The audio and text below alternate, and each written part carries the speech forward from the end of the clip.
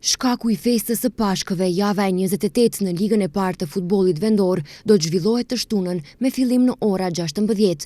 Kjo javë në krahasim me ato të deritanishmet karakterizohet me disa takime që vërtet mund të ndikojnë në rënditjen përfundimtare si për ekipet që luftojnë për kreun e tabelës, ashtu dhe për ato ekipe që luftojnë mbijetesën. Në stadiumin e qytetit në Gostivar zhvillohet derbi i Pollogut mes ekipit të Besës së Dobërdollit që ka rastin e fundit për të ngjallë shpresën për mbjetesë kundër liderit aktual Shkëndis, që lufton për titullin e 5 kampion i Maqedonisë së Veriut. Andaj për tifozët e rajonit, të gjitha rrugët do të çojnë te stadiumi Gostivarit në përkrahje të ekipeve të tyre të zemrës. Por futbollisti Xhemail Esati tha se duke u bazuar në atmosferën që është në ekip, mund të presim një ndeshje të cilësisë së lartë dhe fitore. Ndeshjet në Shkëndijës gjithmonë janë të vështira, por besoj pas kësaj humbje në Tratov, besoj se do të kthehemi në rezultat pozitiv, sepse çdo ndeshje për ne është finale dhe ne kërkojmë 3 pikët për mbijetesën.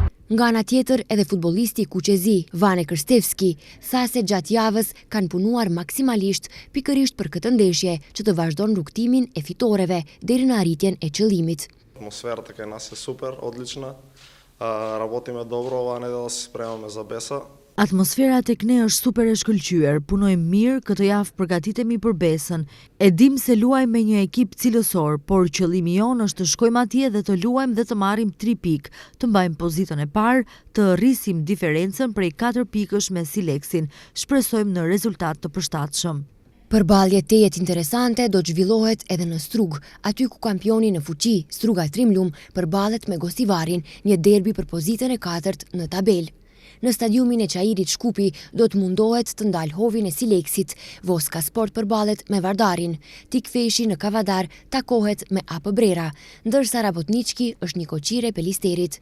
Të gjitha ndeshjet zhvillohen nesër me fillim në ora 16.